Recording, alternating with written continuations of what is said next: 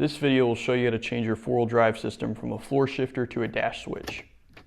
These are the parts you'll need: the TCCM or transfer case control module, transfer case switch, the TCCM harness, transfer case model 243, the C133 plug exterior side, the 6-pin shift motor plug, the 2-pin shift motor plug, an IPM plug,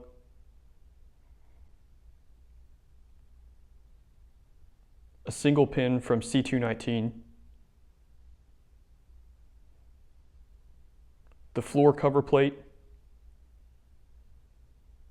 and finally miscellaneous wires and connectors and a material to cover the floor. This is a simple diagram to help visualize the wiring. The TCCM harness does stand alone, it's just taped into the main dash harness. So I pulled the dash, unpeeled some electrical tape, and separated the two. Now let's focus on C133. The dash side simply connects the module and the switch. The exterior side runs wires to the transfer case, IPM, splice 123, C219, and ground. To further simplify, that is 8 wires to the transfer case, 1 to the white IPM plug, 1 to the blue IPM plug, 1 to the small green IPM plug, 1 to splice 123, 1 to C219, and 1 to ground. That's a total of 14 wires. Now here's a walk through the wire diagrams, a bit slower where you can follow along. I'm just going to make some notes on this wire diagram paper right here. I have them written out in a pretty wild way where I just went and I checked all of the work I did a year ago and I drew everything out and made sure that all the wiring made sense. So we'll start with the small plug that goes to the shift motor. This is the one that only has 2 pins because it makes everything really easy. So I'm going to highlight the ones in purple where the wires go to this 2-pin shift motor plug. And that's going to be number 4, which we have right here, and number 8. Now we're going to go to the 6-pin shift motor plug, and I'm going to highlight those in blue. Okay, so we have 6, 7, 9, 10,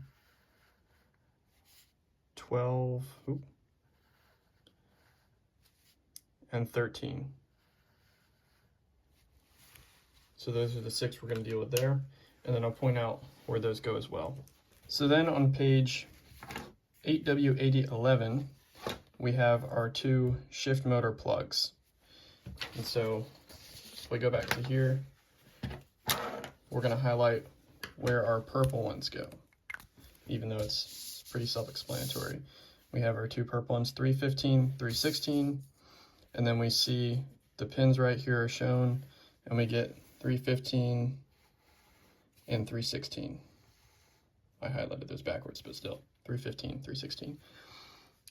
And then it also tells you what it actually does as well. Now keep in mind, just like up here, what you're going to see on the wire diagrams is the face of the plug, and so when you actually go to wire it, it's going to be backwards. Right here, for example, we're seeing 1 and 2, but you're going to run the wires with this turned backwards, and so 1's going to be on the left side and 2's going to be on the right side. But this shouldn't be hard to not get confused because they actually have the colors listed right there. It should be pretty straightforward. T885. We have that right here. It's going to go to the 4th pin.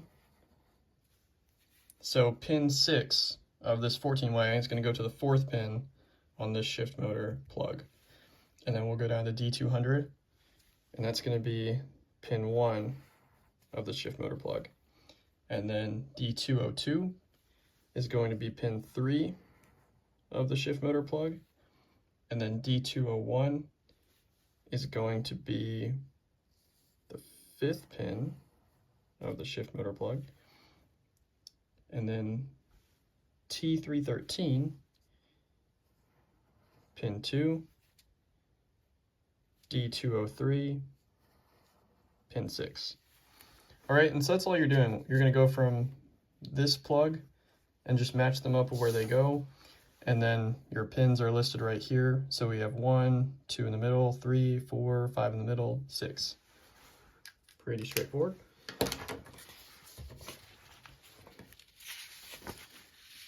All right, so now we're back to this page right here. All right, I'm gonna highlight in pink the ones that go to the IPM plugs, and I'll actually have pictures or videos up to back up what I'm saying here. Now we're gonna go to our special cases. And so we'll start out with the first pin, which is going to be going to this red and white massive plug underneath the IPM. And so just highlight there. And then I'll show where exactly that pin goes. Right, number 3, F21. That's going to be our next one going to the IPM. This one's going to go to the blue and white giant plug. And I'll have the details on what exact pin that goes to here in a moment. So now we have 5 right here. 5 is going to go to the little tiny green plug, which I'll also have a picture or video of, that will show exactly where that goes. So pin 11, right here, this was one of our mystery wires. This is going to be dealing with splice 123, and it's the yellow and blue on circuit T41. What it does is it senses whether the transmission is in park or neutral, and so that circuit actually runs from here down to this splice that's in front of the firewall, and then the rest of it goes to the PCM and to the transmission.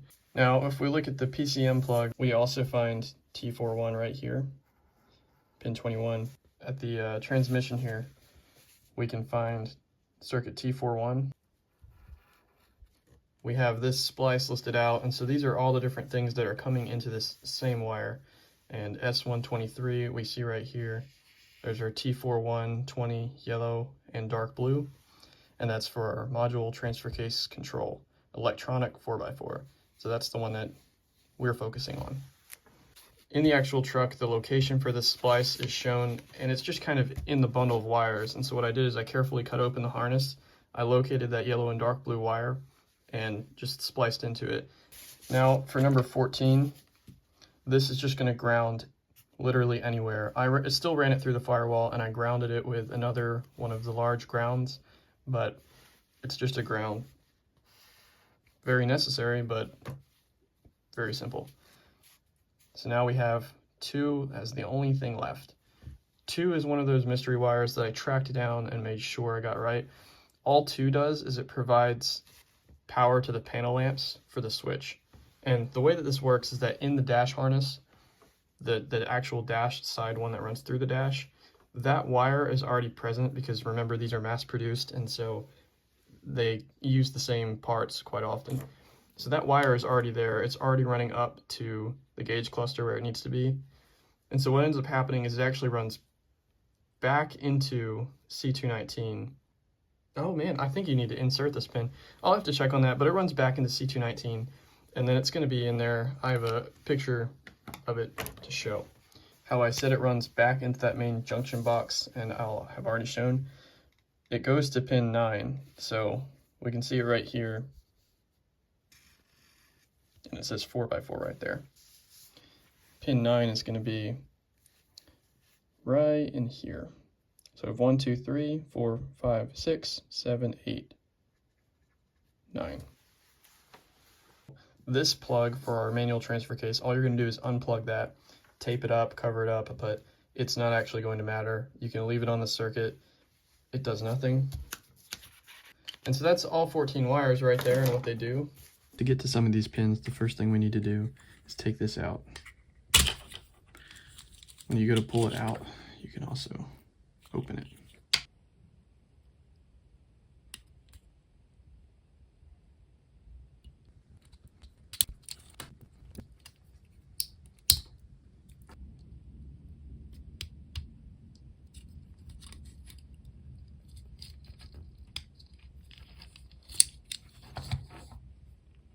Go back to our front wire.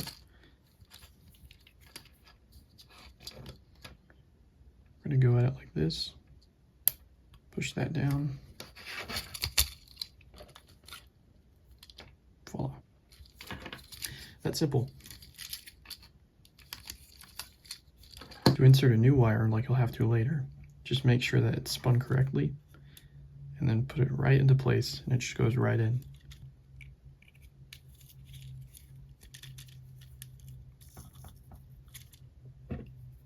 You'll need to take a screwdriver and push on this metal part right here to get it all the way in. Just like that. There's a spider web in here. Voila. The special cases go to the white IPM plug, the blue IPM plug, the small green IPM plug, splice 123, the C219 plug, and to ground. If I'm recalling correctly, the ones going to the white IPM plug and C219 are the only ones that require new pins inserted, and the rest just splice into existing wires. If you only acquire wire tails for the module, switch, and 14-way C133 instead of the harness, you can make the TCCM wire harness yourself, but I strongly recommend taking the time to pull the harness so that the interior wiring is just plug and play. That way you only have to worry about running the 14 wires off of C133. Before doing any serious work, run the wires through the firewall and test the system externally like I did here. I didn't know for sure this was going to work at all when I did it, and this is one of the few situations where you actually get to test it externally beforehand. Once you know it works, you're ready.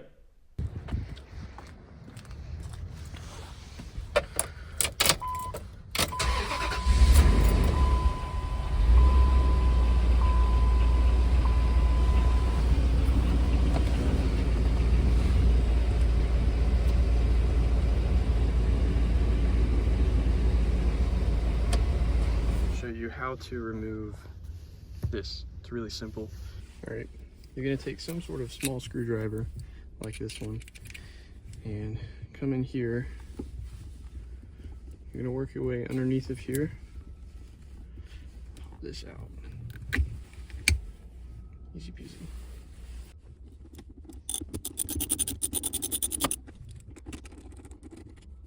Right, there's anything else, guys. This is simple. Get it that way. Yep. Right here. You get this, so. Always already helpful in that. You just have to there. You just do that before. We see here only that and these two holding this in place.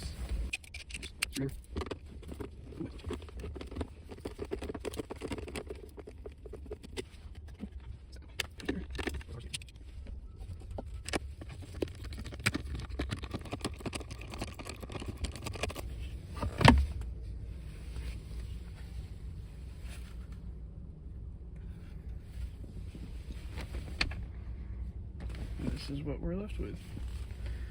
So now to get this stick out, you just have to take out that right there.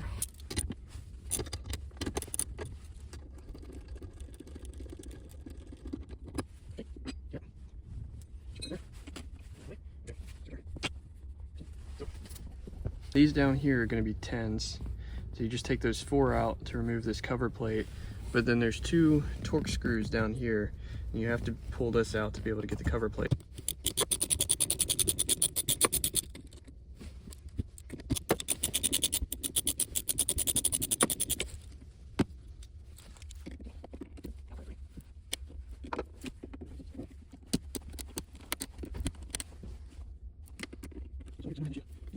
There we go. Okay. So you do a little bit of prying if you need to. I've always been able to just take needle nose pliers like this and pull it out. The reason it gets stuck is because there's this little tab right here that catches. How loose this is now. So we can just kind of grab this and pick it up. Just like that. Now, normally this bushing is connected on the bottom. You have to take it apart from underneath the truck, and that's where the linkage connects to actually attach to the lever that's on the transfer case and shift you into different gears. First thing you're going to do is take off the front drive shaft. It is going to be 4 15mm bolts with blue Loctite, so you will need an impact driver or a breaker bar. Make sure to mark both sides because it is a balanced shaft. And on the back side, you're just going to have to take off this boot here, and then the shaft will slide right out. Then you'll do the exact same thing on the rear drive shaft, which is also 15 millimeters, making sure to mark those locations. And then it'll slide right out of the back of the transfer case. The next thing you'll do is place a jack underneath the transmission pan so you can start taking off this rear transmission mount. Now that the jack is supporting the weight of the transmission, you'll take out two 15 millimeter bolts from here and here to separate these two pieces. And then you'll take out all four 18 millimeter bolts holding in this bracket to remove the bracket. Once this bracket is off, we'll take off the rest of the transmission mount, which will be two bolts here, two here, and then two on the other side, all 15 millimeter. And then we can access the six 14 millimeter nuts going around the transfer case, and the transfer case will come right off. When you go to drop the transfer case, tilt the back end up, the front end down, and bring it out like this to clear that exhaust pipe. It'll spill transmission fluid out of the front of the transfer case, so be prepared, and you can refill it right there at the fill hole. And then you just run the wires you already tested, and here's the finished result.